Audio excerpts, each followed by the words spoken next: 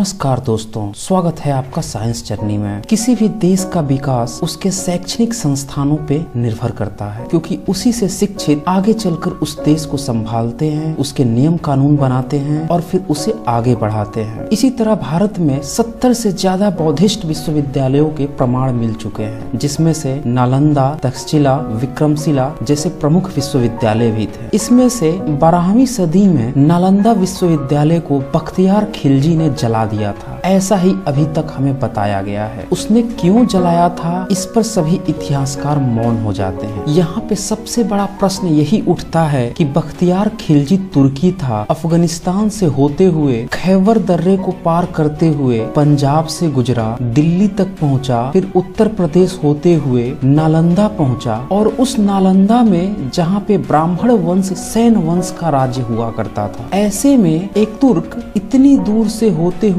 इनके शासन क्षेत्र नालंदा में आता है और फिर उसे जलाकर चला जाता है। यह बात बिल्कुल भी नहीं पचती। जब भी कोई भारत में लुटेरे आते थे तो वो मंदिर को भी इसलिए तोड़ते थे क्योंकि वहाँ से उन्हें सोना लूट कर ले जाना होता था, जबकि ऐसा कोई भी प्रमाण नहीं है कि नालंदा विश्वविद्यालय में सोना हुआ करते थे जिसे वो लूट कर ले गया। सिर्फ ये बताया जाता है कि उसने जला दिया। अब क्यों जला दिया था, इसके बारे में हम लोग इस वीडियो के अंतिम में देखेंगे। उससे पहले हम कुछ महत्वपूर्ण प्रमाणों और साक्ष्यों को देखते हुए चलेंगे ताकि निष्कर्ष को हम जस्टिफाई कर सके। जरा इस मूर्ति को देखिए। इस मूर्ति को देखकर आप क्या सोचेंगे? कुछ लोगों का सोचना होगा कि ये तो हिंदुओं के देवी देवता है। इसे आप थोड़ा सा ध्यान से देखिए। इस मूर्ति के ऊपर एक छोटी मूर्ति भी बनी हुई है जो बुद्ध की मूर्ति है, और ये जो आप मूर्ति देख रहे हैं ये अवलोकितेश्वर त्रिलोकीनाथ बुद्ध का मंदिर है। दरअसल हिमाचल प्रदेश के लाहौल स्पीति जिले से 37 किलोमीटर की दूरी पर त्रिलोकीनाथ एक गांव है। इस गांव के पूर्व नाम तुंदा था। यहाँ पे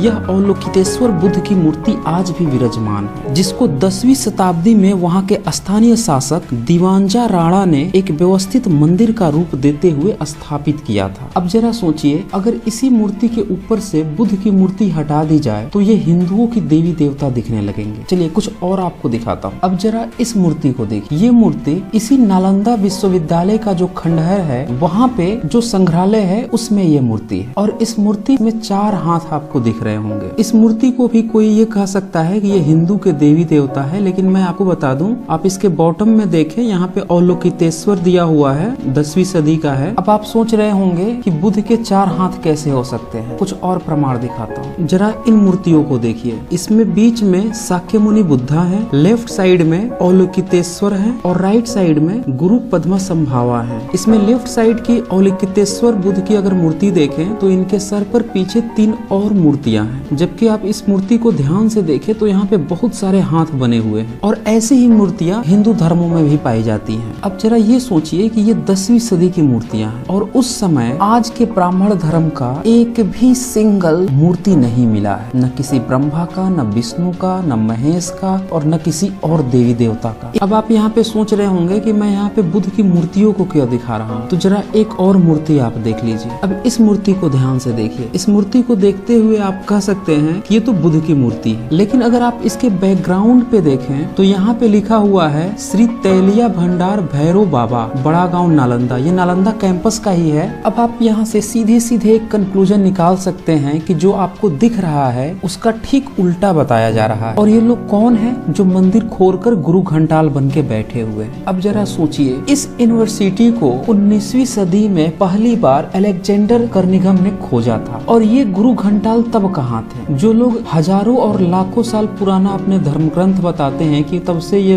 होते हुए आए हैं, उन लोगों को भारत के इस ज्ञान विज्ञान केंद्र का पता न था। और जब एक अंग्रेज ने इसे 19वीं सदी में खोज निकाला तब वहाँ पे एक बुद्ध की मूर्ति बैठाकर उसे भैरव बाबा बता रहे हैं। जरा सोचिए, ये षड्यंत्र नहीं है तो और क्या है? आपको इतिहास का पता कैसे चलेगा? आखिर इतिहास होता क्या है? यहाँ पे मुझे डॉक्टर भीमराव अंबेडकर जी का एक कोट याद आता है। उन्होंने कहा था, जिस कौम को अपना इतिहास नहीं पता हो वह कभी इतिहास नहीं रच सकती। तो फिर इतिहास का पता चले कैसे? क्या सत्य है, क्या गलत है? जो आपको इतिहास बताने बैठे हैं वो तो कुछ और ही बताए जा रहे हैं। ऐसे में यह समझना जरूरी है कि इतिहास क्या होता है। दरअसल इतिहास को आप 3 भाग में डिवाइड कर सकते हैं। पहले भाग में मान्यतावादी लोग आते हैं। ये वो धार्मिक लोग हैं जो तरह तरह की फर्जी कथा कहानी बनाकर अपनी धार्मिक ठेकेदारी खरीदारी की दुकान चलाते हैं और अपनी इन बेसिर पैर की कथा कहानियों को इतिहास बताते फिरते हैं। दूसरे केस में पाठ्यक्रम की इतिहास की पुस्तकें हैं जो सरकार द्वारा संचालित होती है और जो राजनीति की शिकार हो जाती है। जो सरकार आती है वैसा ही वो इतिहास पढ़वाने लगती है। तीसरे कैटेगरी में पुरातत्व इतिहास आता है। इसमें जो इतिहास लिखा जाता है वो जो भी उत्खनन के दौरान प्रमाण मिलते हैं या समकालीन जो नोट्स मिलते हैं उन दोनों का मिलान कर वेरिफिकेशन कर जो इतिहास बनता है उसे प्रस्तुत किया जाता है और यही पिछले दोनों की तुलना में सबसे ज्यादा प्रामाणिक होता है। अब आपको तय करना है कि आप प्रामाणिक इतिहास पढ़ना चाहते हैं या इन गुरु घंटालों की कथा कहानी को इतिहास समझकर वास्तविक इतिहास से दूर रहना चाहते हैं। ऐसे ही पुरातात्विक इतिहासकारों में एक इतिहासकार हैं राजीव पटेल जी, जिनकी अभी एक किताब आई है वैदिक युग का घालमेल। यह बहुत ही बेहतरीन पुस्तक है, इसे आप सभी को जरूर पढ़ना चाहिए। इसका मैंने डिस्क्रिप्शन में लिंक दे दिया है और उसी के रेफरेंस से मैं यहाँ पे नालंदा विश्वविद्यालय का वास्तविक कारण क्या था उसके बारे में बताऊंगा। दरअसल नालंदा विश्वविद्यालय वर्तमान बिहार राज्य में पटना से 88.5 किलोमीटर दक्षिण पूर्व और राजगीर से 11.5 किलोमीटर उत्तर में एक गांव है, वहीं पे यह स्थित है। 19वीं सदी में अलेक्जेंडर कर्निघन ने इस विश्वविद्यालय की खोज की थी। यहाँ 10,000 छात्रों को पढ़ाने के लिए 2,000 शिक्षक थे। कई सारे विदेशी यहाँ पे पढ़ने आते थे, जिसमें से हैनसोंग और इत्सिंग ने कई वर्षों तक यहाँ पे पढ़ाई भी की थी और उनने अपने यात्रा वृत्तांत में बहुत कुछ इसके बारे में लिखा है। हैनसोंग ने लिखा कि सहस्त्रों छात्र नालंदा में अध्ययन करते थे और इसी कारण नालंदा प्रख्यात हो गया था। दिन भर अध्ययन में बीत जाता था, विदेशी छात्र भी अपनी शंकाओं का समाधान करते थे। इत्सिंग ने लिखा है कि विश्वविद्यालय के विख्यात विद्वानों के नाम विश्वविद्यालय के मुख्य द्वार पर श्वेत अक्षरों में लिखे जाते थे। इस विश्वविद्यालय में भारत के विभिन्न क्षेत्रों से ही नहीं बल्कि कोरिया, जापान, चीन, तिब्बत, इंडोनेशिया, वर्मा, मलेशिया, लंका जैसे अन्य देशों से भी विद्यार्थी शिक्षा ग्रहण करने आते थे। नालंदा के विशिष्ट शिक्षा प्राप्त छात्र बाहर जाकर बौद्ध धर्म का प्रचार करते थे। यही कारण था कि बौद्ध भारत से निकलकर पूरे विश्व में छा गया, जबकि बाकी के यहाँ के दर्शन यहीं पे सिकुड़े रह गए। दरअसल बाकी किसी भी धर्म, मजहब, रिलीजन ने रिसर्च को प्रोत्साहन नहीं दिया, जबकि बौद्ध मार्ग ही एक ऐसा देखने को मिला जिसमें कि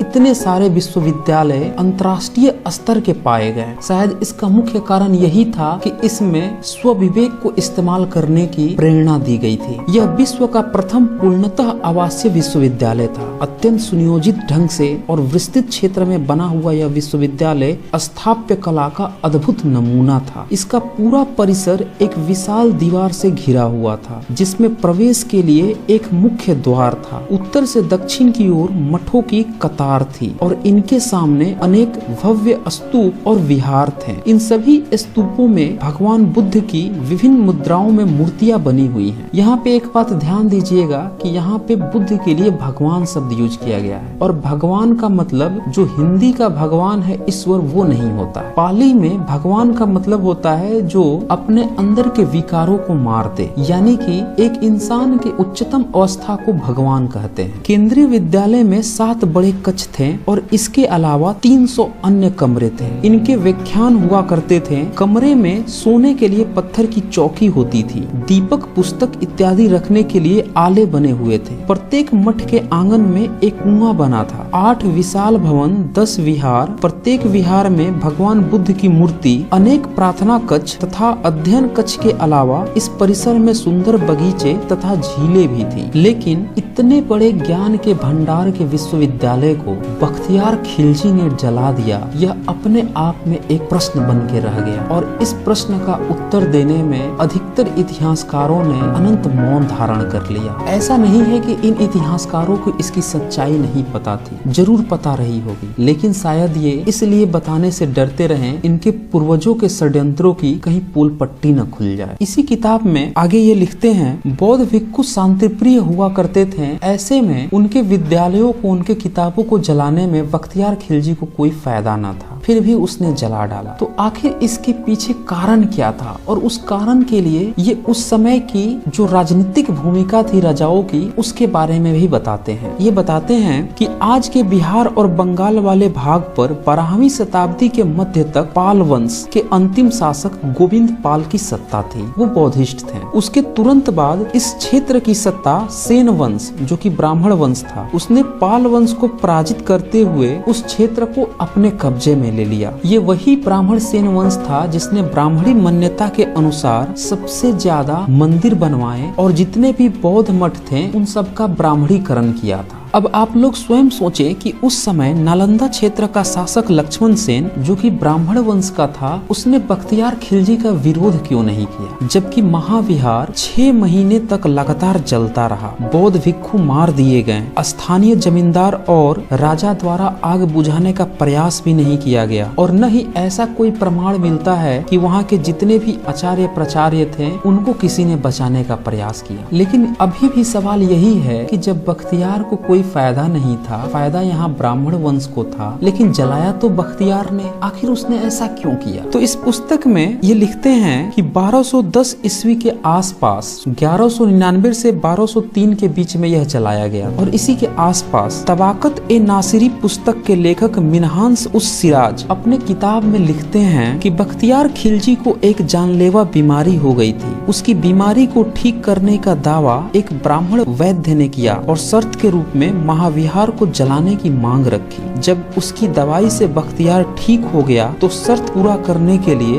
बख्तियार खिलजी ने नालंदा महाविहार को जला दिया। अब इसमें तो कुछ किया नहीं जा सकता, क्योंकि ये उसके समकालीन एक राइटर की लिखी हुई किताब है, और ये साफ साफ लिख रही है कि एक ब्राह्मण ने यह डिमांड रखी थी बख्तियार खिलजी के सामने। और ब्राह्मण सेन वंश तो पहले से चाहता ही था कि जब बौद्धिस्ट राजाओं को हरा दिया तो उनकी यूनिवर्सिटी यहाँ पे क्या कर रही है। इतिहास गवाह है, जब भी धार्मिकों का सत्ता पे कब्जा होता है तो सबसे पहले वह बुद्धिजीवी वर्ग को खत्म करते हैं, और बुद्धिजीवी वर्ग को खत्म करने का सबसे आसान तरीका होता है जो भी अच्छे शिक्षण संस्थान है उसको नष्ट कर दिया जाए, और वही उस समय भी हुआ था। और इस तरह से हम देखते हैं कि एक बौद्ध यूनिवर्सिटी अपने ही देश के कुछ गद्दारों के चलते तबाह हो गई। जब इस जगह की खुदाई 19वीं सदी में हुई तो वहाँ पे बहुत सारे बुद्ध की मूर्तियां मिली। उस पूरे परिसर में बुद्ध की मूर्तियां हुआ करती थी, और वही बुद्ध की मूर्तियां आजकल उसी कैंपस में इसी सेन वंश के उत्तराधिकारियों ने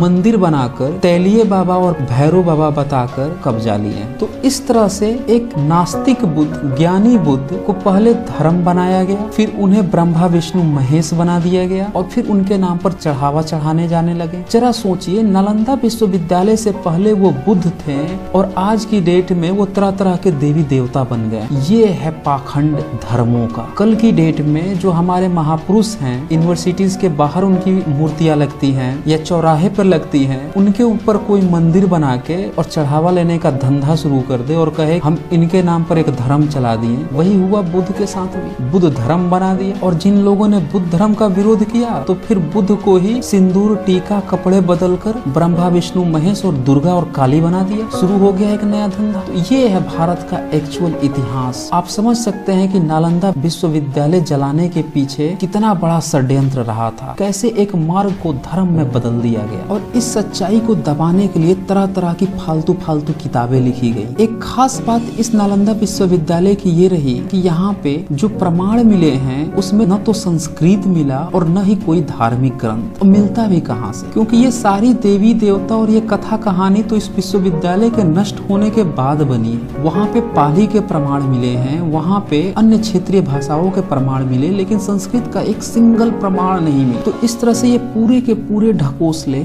इसी 10वीं 12वीं सदी के बाद से हैं, जबकि इनकी शुरुआत 8वीं सदी से ही अंकुरित होने लगी थी। अगर आपको इसके बारे में और डिटेल्स चाहिए, ये जो आजकल ब्राह्मण धर्म में तरह तरह के शैव, शाक्त, वैष्णव और भी जितने मंत्र पथ बने हैं, ये कैसे बुद्ध को ही तोड़ मरोड़ कर बनाए गए हैं, तो आप आप इस वैदिक युग के घालमेल को जरूर पढ़ें। डिस्क्रिप्शन में लिंक्स है, वहाँ पे फोन नंबर भी अवेलेबल है, उस पर आप कॉल करके डायरेक्ट उसको मंगा सकते हैं। क्योंकि अगर आप पुरातात्विक इतिहास को ध्यान में नहीं रखेंगे तो फिर ये धर्म के धंधेबाज आपको कथा कहानी सुनाकर इतिहास तो व्हाट्सएप यूनिवर्सिटी और विकिपीडिया यूनिवर्सिटी के थ्रू पढ़ा ही रहे हैं। तो दोस्तों इस वीडियो को ज्यादा से ज्यादा शेयर करें ताकि सभी को पता चल सके नालंदा विश्वविद्यालय को जलाने में यही के कुछ गद्दारों का हाथ रहा था और बख्तियार खिलजी तो सिर्फ एक कठपुतली था। और उसका नतीजा यह हुआ कि यहाँ की जो वास्तविक सम्यक संस्कृति थी वो पूरी तरह से नष्ट हो गई और इसका खमियाजा आगे चलकर पूरे देश को हजारों सालों की गुलामी के रूप में देखने को मिला। तो आज बस इतना ही। धन्यवाद।